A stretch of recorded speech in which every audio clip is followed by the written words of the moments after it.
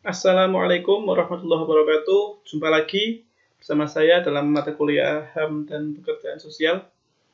Kali ini kita akan membahas tentang hak perempuan dan bagaimana pendekatan HAM dalam pemberdayaan. Karena pembahasan hak perempuan ini cukup luas, maka kita akan bagi dua. Kali ini kita akan hanya membahas bagaimana hak perempuan dan bagaimana perempuan itu bisa mendapatkan tempat dan ruangnya dalam segala sisi kehidupan. Dan berikutnya nanti kita akan mendalami tentang bagaimana sebenarnya relasi antara HAM dan dalam pemberdayaan dan pemberdayaan. Artinya ada pendekatan HAM yang digunakan dalam konsep pemberdayaan, bahwa pemberdayaan itu juga mengandung esensi, juga mengandung ruang, juga mengandung konsep, juga mengandung prinsip-prinsip yang ada dalam hak asasi manusia atau human rights.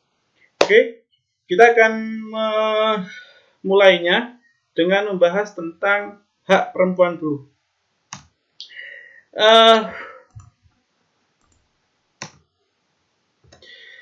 Jadi kita akan mengawalinya bagaimana konsep sebenarnya hak yang harus diterima atau hak yang dimiliki oleh perempuan.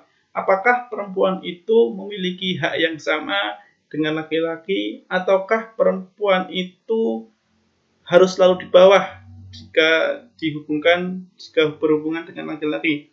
Apakah perempuan itu hanya sebagai pelengkap dari laki-laki? Oke, kita mulai dulu dari awal.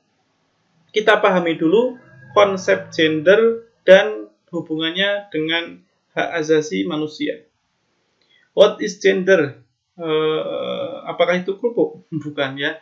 Gender itu merupakan pembagian peran antara laki-laki dan perempuan yang dikonsepsikan secara sosiokultural.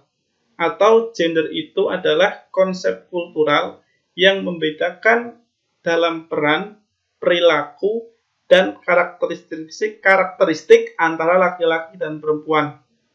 Jadi, gender itu akan berbicara misalkan perempuan itu lemah lembut, perempuan itu keibuan, perempuan itu penuh kasih sayang, perempuan itu lemah, perempuan itu tidak pemberani. Laki-laki itu pemberani, laki-laki itu gagah, laki-laki itu suaranya keras, laki-laki itu pemimpin. Jadi itu yang akan nanti kita bicarakan. Jadi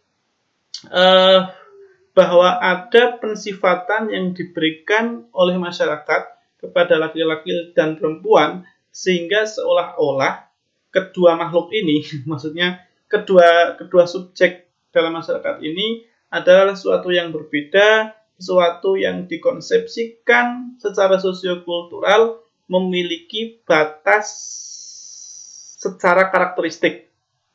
Oke, secara karakteristik, secara perilaku, dan secara peran.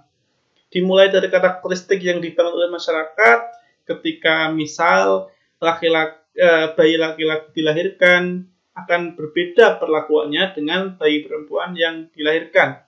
Bayi laki-laki akan diberikan pakaian-pakaian yang berwarna gelap, mainan-mainan yang bersifat maskulin, bola, mobil-mobilan gitu ya. Kalau bayi perempuan diberikan mainan boneka, bayi perempuan diberikan warna yang pink, yang muda-muda, yang putih, yang cerah gitu ya. Semenjak itulah kemudian masyarakat mulai membedakan, akhirnya seorang bayi terbentuk sebuah karakteristik bahwa laki-laki itu harus tangguh, perempuan itu harus lemah lembut. Sampai akhirnya pada perilakunya, sampai dewasa, sampai ketika pembagian perannya, bahwa laki-laki itu menguasai publik, atau laki-laki itu kerana publik, laki-laki itu harus bekerja, harus menanggung kebutuhan rumah tangga, dia harus keluar dari rumah, sedangkan perempuan harus tetap di ranah domestik. Dia harus bekerja untuk anaknya, dia harus menjadi sosok ibu yang penuh kasih sayang gitu ya. Dan seolah-olah peran itu sifatnya mutlak, tidak boleh dipertukarkan. Oke, itu yang secara singkat kita bisa pahami yang dinamakan gender. Berbeda dengan seks atau kodrat yang dipahami sebagai sebuah pemberian dari Tuhan yang sifatnya biologis. Oke,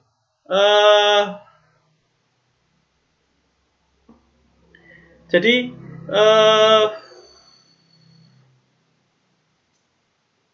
sifat pemberian dari Tuhan ini sifatnya dia tidak bisa dipertukarkan dari sejak lahir. Sifatnya seksualitas, misalkan alat kelamin, jakun, terus adanya rahim, menstruasi bagi perempuan hamil itu yang tidak bisa dipertukarkan, yang sifatnya mutlak. Kita pahami dulu perbedaan antara kodrat dengan gender atau seks dan gender. Kodrat atau seks itu diberikan langsung dari Tuhan. Itu adalah pasti akan diterima setiap perempuan dan laki-laki atau setiap individu dalam masyarakat.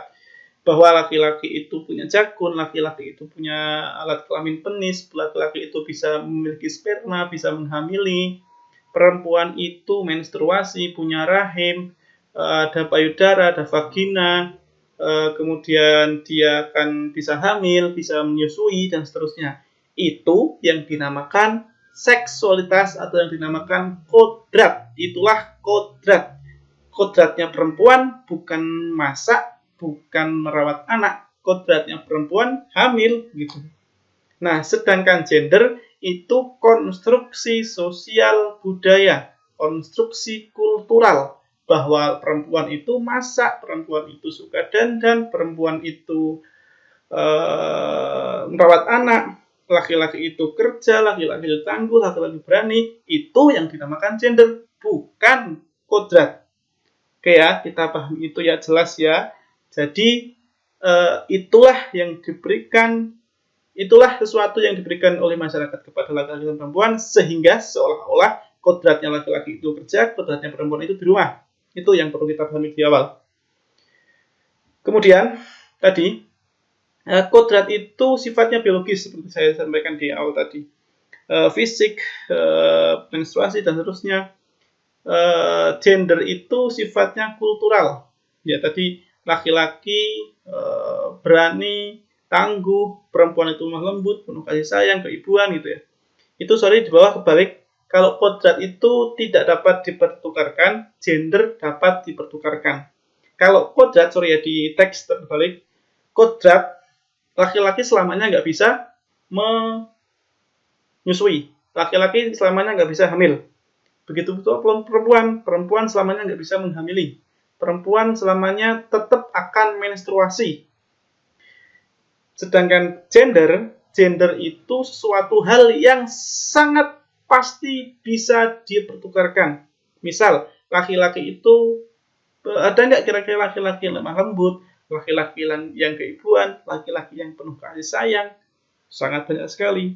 Ada nggak perempuan yang tangguh, pemberani, dia ready to fight gitu ya, dia siap untuk bertempur, bertarung? Ada nggak? Ada, banyak kita temui.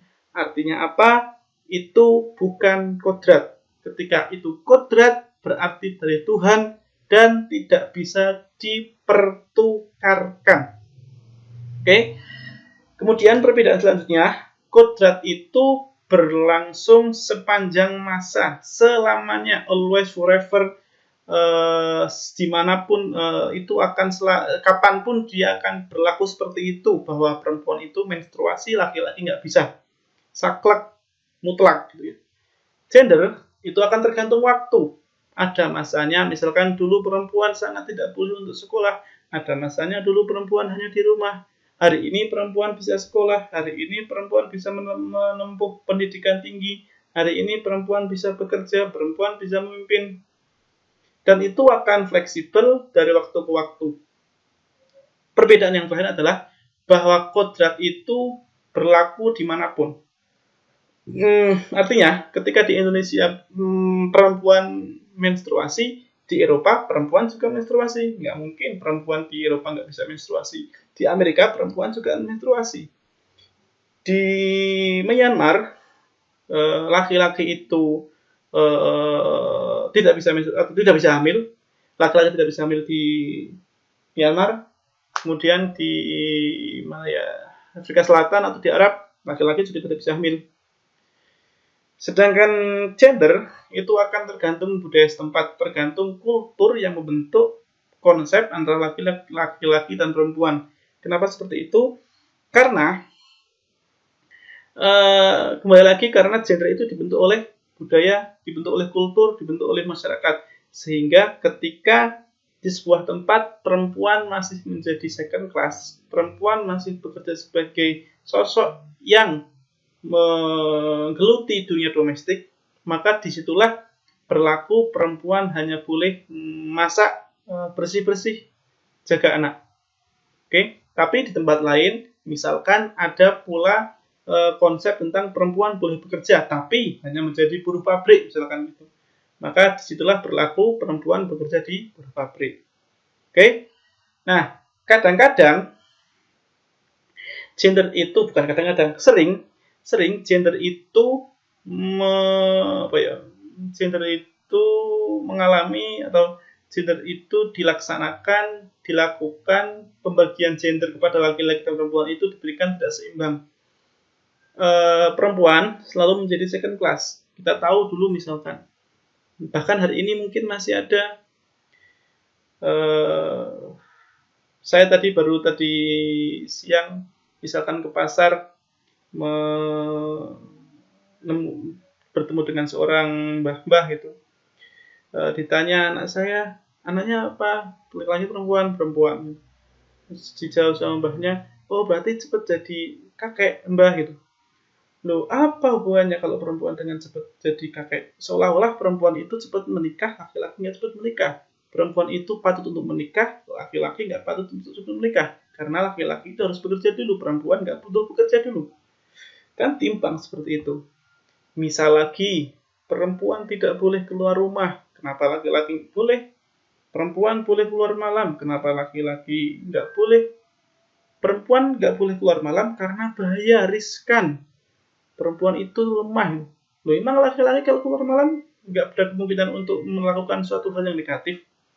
Itu yang harus kita pikirkan bagi teman-teman mahasiswa agar tidak mengikuti seluruhnya apa yang dikatakan atau apa yang dikonsepsikan oleh masyarakat. Karena sekali lagi gender itu hanya konstruksi sosial, konstruksi kultural. Maka ketidakadilan gender itu akan menimbulkan beberapa dampak. Misal, marginalisasi terhadap perempuan, double burden atau beban ganda, subordinasi terhadap perempuan, stereotip terhadap perempuan, kekerasan terhadap perempuan. Jadi makanya seringkali kita dengar perempuan itu termasuk kelompok rentan karena itu tadi perempuan sering mendapatkan peminggiran. Kita tahu misalkan di perusahaan perempuan mendapatkan gaji yang lebih rendah daripada laki-laki. Terjadi dalam peran rumah tangga 20. Kira-kira siapa yang bekerja lebih banyak, suami atau istri? Istri itu bekerja 24 jam. Dia bangun tidur sampai tidur lagi. Sejak bangun tidur dia menyiapkan masakan untuk suaminya, sampai tidur lagi dia harus tetap menjaga anaknya tetap biar sehat. Belum ketika dia seorang pekerja yang harus keluar dari rumahnya, maka dia akan mengalami double burden atau beban ganda. Di satu sisi dia harus bertanggung jawab pada ranah domestik, di sisi lain dia bertanggung jawab pada ranah publik, sehingga kita sebut sebagai beban ganda. Ya memang ini dilematis ketika seorang perempuan dari ranah domestik ingin keluar ke ranah publik, kemudian dia ketika keluar ke ranah publik tetap saja dia sebagai subjek yang harus bertanggung jawab pada rumahnya dan anaknya dan segala kepentingan di rumahnya. Oke? Stereotype misalkan, kenapa kok perempuan yang keluar malam itu dianggap miring, dianggap negatif, kenapa laki-laki enggak? Pernah ada cerita, misalkan saya cerita singkat, misalkan ada gini ya, ada alien yang berkunjung ke bumi. Ketika dia berkunjung ke bumi, dia melihat ketika malam-malam di sebuah kota yang ada hanya kaum laki-laki semua. Terus ditanyalah salah seorang penduduk bumi itu, kenapa kok yang di kota hanya ada laki-laki, di mana perempuan gitu? Kata si penduduk bumi, dia bilang, ya karena malam hari itu rawan bagi perempuan, terjadi pemerkosaan, terjadi pelecehan seksual, terjadi kejahatan, kriminalitas terhadap perempuan. Kemudian si alien menjawab, oh gitu ya, kalau di tempat saya, kalau terjadi serangan dari binatang buas kepada kami bangsa alien, maka yang dikandang bukan alien, tapi binatang buasnya. Jadi itu sebuah analogi yang bisa kita lihat bahwa sebenarnya logika yang kita gunakan itu kurang pas ketika melihat sebuah kriminalitas yang terjadi di masyarakat tinggi terhadap perempuan yang dilarang keluar, perempuannya, bukan siapa yang membuat kriminal, begitu. Oke? Nah, ketidakadilan gender atau ketimpangan gender ini merupakan akibat dari sistem sosial yang dikuasai oleh kultur patriarki, dikuasai oleh laki-laki, sehingga konsep kekuasaan yang dimunculkan adalah konsep-konsep tentang penindasan ketidakadilan terhadap perempuan, sehingga perempuan sering menjadi korban, sehingga kuasa laki-laki ini akan menjadikan dirinya sebagai penguasa tunggal. Terjadi sebuah ketimpangan, ketidakadilan, terjadi sebuah sistem yang lebih mengunggulkan salah satu, yaitu laki-laki.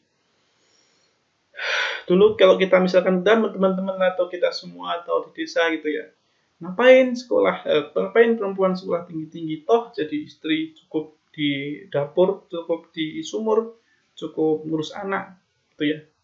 Itu yang sering kita dengar. Nah, itulah salah satu sistem sosial yang sering membuat perempuan itu menjadi korban. Nah, ketimpangan terjadi karena ada aturan tradisi yang mengakibatkan kekuasaan itu tak seimbang antara laki-laki dan perempuan. Ya, jadi ada konsensus, ada nilai, ada norma secara kultural, aturan tradisi di dalam masyarakat yang ini terjadi ketimpangan tadi saya katakan antara laki-laki dan perempuan. Semenjak lahir, bahkan ketika seorang ibu yang sedang hamil misalkan dilarang untuk ini, dilarang untuk itu, dilarang untuk makan ini, dilarang untuk makan itu gitu ya. Itu satu mitos yang sering mungkin kita dengar, seorang ibu hamil yang tidak boleh tidak boleh melakukan banyak hal misalkan. Itu mitos yang dimunculkan yang akhirnya menimbulkan satu ketidakseimbangan pembagian kekuasaan antara laki-laki dan perempuan. Gitu. Oke, saya nggak akan terlalu panjang tentang itu. Intinya bahwa ketika perempuan dan laki-laki itu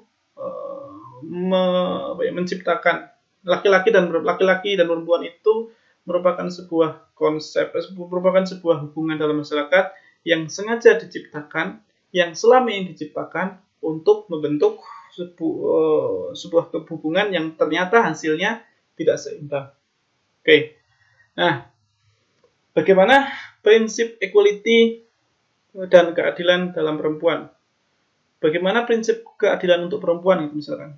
Nah, prinsip ini kalau kita merujuk dari kemarin kita bahas Universal Declaration of Human Rights, International Covenant on Civil Political Rights, dan International Covenant Economic Social Cultural Rights, itu di dalamnya juga memuat tentang keseimbangan, equality, persamaan hak antara laki-laki dan perempuan. Nah, setelah itu kemudian pernah juga dilakukan Kovenan Internasional atau Kesepakatan Internasional tentang hak perempuan. Ada 2 yang pernah dilakukan, Convention on the Political Rights of Women dan CEDAW. CEDAW itu kepanjangan CEDAW ya. Convention of the Elimination of All Forms of Discrimination Against Women. Jadi ada dua kovenan, yaitu konvensi tentang hak politik perempuan dan kovenan untuk menghilangkan segala bentuk diskriminasi terhadap perempuan. Nah, kedua kovenan ini sebenarnya sudah diratifikasi ke dalam konstitusi di Indonesia, yaitu Undang-Undang Nomor 18 Tahun 56 dan Undang-Undang Nomor 7 Tahun 84. Convention of the Elimination of All Forms of Discrimination Against Women ini atau CEDAW ini tujuannya adalah untuk menghapus diskriminasi dan melindungi hak perempuan. Jadi karena ketimpangan tadi, karena ketidakadilan tadi, kan sering memunculkan banyak hal tentang ketidakadilan, tentang kekerasan terhadap perempuan, tentang kekerasan dalam rumah tangga yang dialami oleh perempuan, pemerkosaan, terjadi pelecehan seksualitas, yang semuanya korbannya adalah perempuan. Untuk menghilangkan itu semua, tadi dilakukan Convention of the Elimination of All Forms of Discrimination Against Women. Nah, salah satu yang bisa kita lihat adalah dalam hal sosial, pasal 8 CEDAW ini menyebutkan bahwa partisipasi partisipasi laki-laki dan perempuan akan dijamin dan harus dijamin oleh negara. Jadi tidak ada lagi partisipasi yang timbang dalam pembangunan misalkan, atau partisipasi dalam politik, sehingga misalkan kita ada pengarustamaan gender untuk kuota perempuan di anggota legislatif misalkan, sehingga salah satu partai politik ketika mengajukan calon legislatifnya harus memenuhi kuota, kalau nggak salah 30% perempuan gitu. Ya meskipun masih timpang, tapi kita sudah mendapatkan angin segar dengan itu. Nah, sebenarnya siapa sih yang menyebabkan itu semua? Siapa sih yang menyebabkan terjadi pelanggaran hak perempuan itu?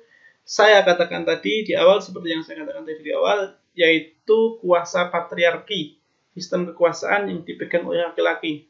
Karena kekuasaan itu sifatnya dia ingin berkuasa dan ingin memimpin, menguasai segalanya, sehingga sistem kekuasaan itulah yang menyebabkan pelanggaran hak terhadap perempuan, ketimpangan, ketidakadilan. Jadi misal ketika di pengadilan dulu misalkan hanya laki-laki yang diperbolehkan, perempuan nggak boleh, ada hak politik yang dilarang atau hak politik yang dilanggar, perempuan tidak boleh berpartisipasi. Kemudian dengan munculnya ini, itu disebabkan oleh kuasa patriarki tadi. Nah, sampai hari ini telah ada 235 lembaga atau organisasi didirikan di Indonesia untuk menangani kekerasan terhadap perempuan. Karena banyak hal kita tahu perempuan ini sering menjadi korban, sehingga menimbulkan ketimpangan dan ketidakadilan tadi, sehingga memerlukan sebuah organisasi yang salah satunya misalkan paling tertinggi di Indonesia adalah dibentuklah Kementerian Perlindungan Perempuan dan Anak gitu ya. Jadi tapi konsepnya gimana ya? Konsepnya sebenarnya itu saya keliru gitu. Karena pelindungan terhadap perempuan, seolah-olah perempuan ini adalah sesuatu yang lemah, yang tidak bisa berbuat apa-apa itu. Ya, seharusnya perempuan ini bukan pelindungan ya, cukup Kementerian Perempuan gitu ya. Ya, misalkan ada lagi Komnas Perempuan gitu. Nah, banyak kebijakan tentang perempuan itu ternyata disusun oleh laki-laki. Padahal banyak kebutuhan yang tidak bisa dipahami oleh laki-laki. Apakah laki-laki paham tentang kebutuhan orang hamil? Apakah laki-laki paham tentang yang paling dasar lah tadi? Apakah laki-laki itu paham tentang menstruasi? Ya tahu kalau dokter, tapi itu hanya secara biologis, secara kultural. Pernah dia menstruasi? Pernah dia hamil? Pernah dia menyusui? Itu yang paling dasar. Maka tetap saja akhirnya kebijakan yang dikeluarkan sifatnya maskulin, sifatnya keluar dari kuasa patriarki. Oke? Sehingga partisipasi dan pemberdayaan perempuan dalam politik sebenarnya dapat meningkatkan equality atau kesetaraan melalui berbagai kebijakan itu. Sehingga tadi yang saya sebutkan tadi, muncullah pengutamaan gender untuk dalam bidang legislatif. Oke, kapan kira-kira selanjutnya kita lihat bagaimana atau kapan sejarah penegakan HAM perempuan ini? Kapan mulai muncul suara-suara untuk menciptakan sebuah keadilan untuk perempuan? Nah, ini dimulai di abad 18. Kalau kita belajar feminis, ini feminis gelombang pertama yang disebut sebagai feminisme liberal. Jadi ada 3 gelombang, feminisme liberal di gelombang pertama, liberal, radikal, dan kawan-kawannya. Di feminis yang kedua, gelombang kedua, itu muncul feminis seperti sosialis, feminis kapitalis gitu ya. Kemudian di gelombang 3 itu ada feminisme postmodern, feminisme poststruktural. Nah, yang hari ini sebenarnya tidak lagi feminis, tapi kita sudah keluar dari cengkraman itu. Feminis berubah menjadi post feminis. Karena feminis bagi kaum post feminis itu masih berawal dari kekuasaan patriarki, sehingga perlu dimunculkan konsep baru lagi untuk semakin memerdekakan perempuan. Nah, feminisme ini, kembali ke feminis ya, di abad 18 di saat revolusi Prancis, feminisme ini dimulai dengan bagaimana pandangan itu dirubah, pandangan terhadap perempuan itu dirubah, bahwa perempuan itu sebenarnya memiliki potensi yang pemikiran dan nalar yang sama dengan laki-laki. Feminisme liberal ini menginginkan perempuan boleh sekolah misalkan. Perempuan juga punya hak untuk mendapatkan pendidikan. Perempuan juga tidak selamanya harus di rumah gitu ya. Nah, ini muncul feminisme yang tadi saya sebutkan, akhirnya muncul sampai hari ini keluar post-feminisme, yaitu bahwa misalkan perempuan itu ketika dandan, dia akan mengatakan, saya cantik bukan untuk suami saya cantik bukan untuk teman saya, bukan untuk lingkungan kerja saya, tapi saya cantik untuk diri saya sendiri. Itu kata post-feminis. Nah,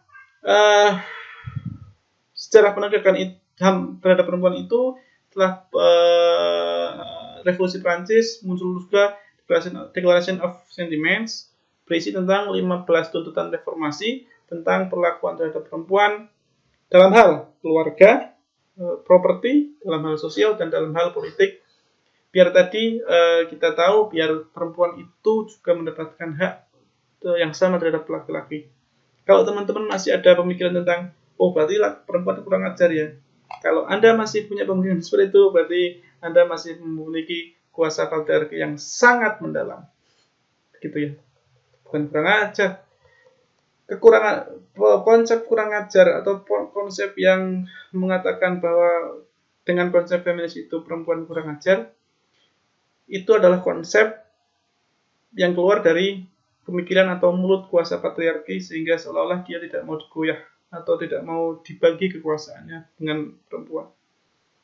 Oke, tadi kita dari revolusi Prancis, Declaration of Sentiments, kita tahu di Indonesia misalkan ada pejuang-pejuang perempuan, pahlawan-pahlawan nasional, kita tahu semua itu ya. Nah, di tahun 46 itu ada Kongres Wanita Indonesia. Hasilnya adalah bahwa ketika ada lembaga-lembaga yang KOWANI ini merupakan lembaga-lembaga yang menaungi seluruh organisasi perempuan, yang isi tujuannya adalah tadi Kongres tadi menghasilkan lembaga yang menaungi seluruh organisasi perempuan, yang isinya adalah satu, pemberian tempat bagi perempuan dalam pengadilan agama. Artinya perempuan juga punya hak ketika tentang perkawinan dan perceraian. Oke. Yang kedua, pendidikan khusus bagi pejabat urusan perkawinan. Biar apa? Biar ketika dia melangsungkan pernikahan atau perkawinan, orang-orangnya ini mendapatkan orang yang kawin atau yang menikah, berarti suami dan istri mendapatkan hak yang sama. Yang ketiga, pembentukan panitia pendidikan wanita. Yang keempat, penambahan jumlah anggota perempuan di Dewan Penasihat Biro. Dan yang ketiga adalah harus memberikan tindakan tegas terhadap perbuatan yang asusila terhadap perempuan. Saya percepat biar nggak terlalu lama. Ini terakhir aja. Jadi beberapa instrumen hukum dalam melindungi hak perempuan itu berisi tentang, jadi instrumen hukum yang tadi 2 undang-undang dimunculkan, itu yang pertama berisi tentang hak dalam bidang sosial dan politik. Seorang perempuan bisa dipilih dan memilih.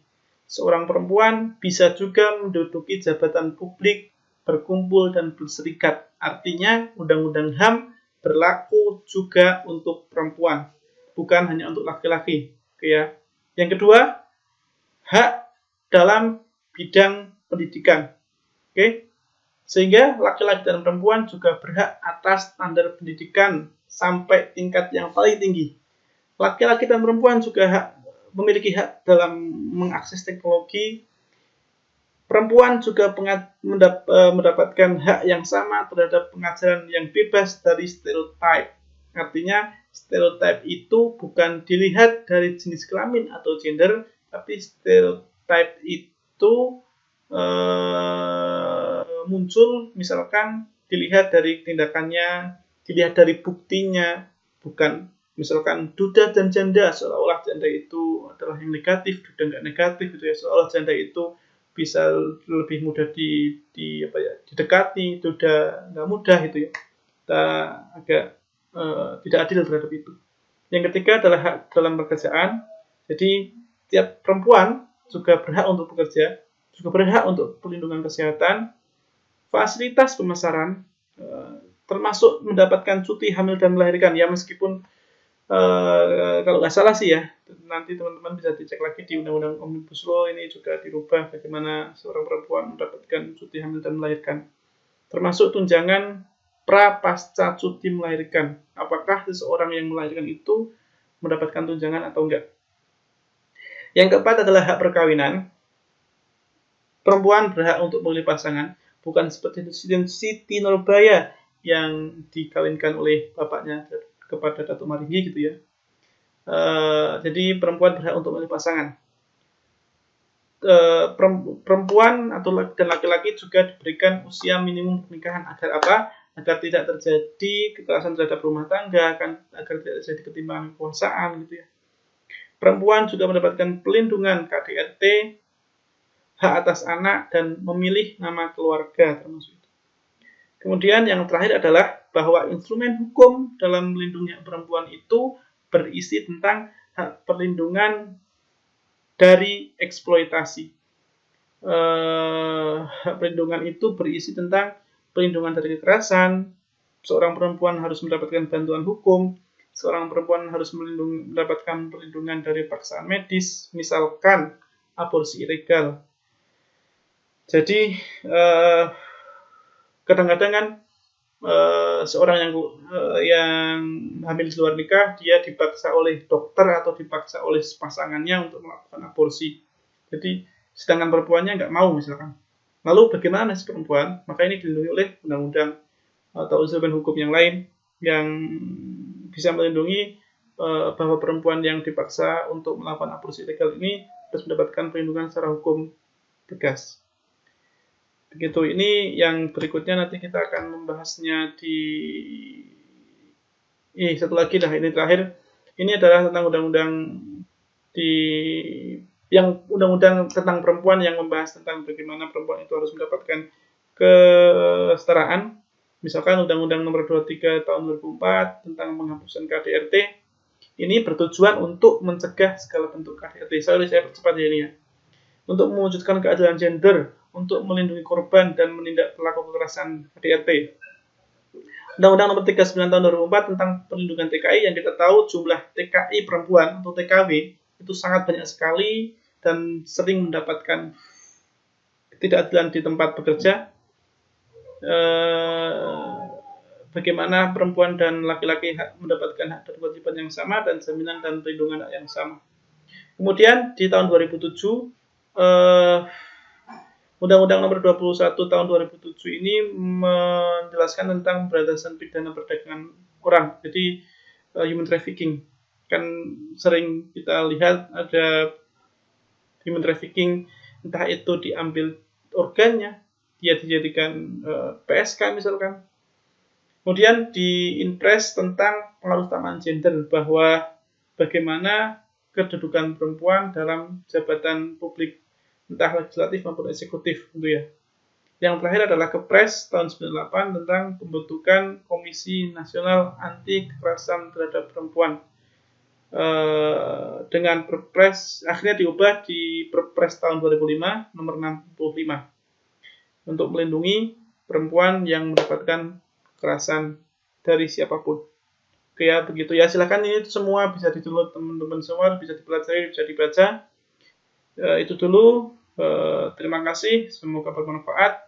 Lanjutkan di pertemuan selanjutnya. Assalamualaikum warahmatullahi wabarakatuh.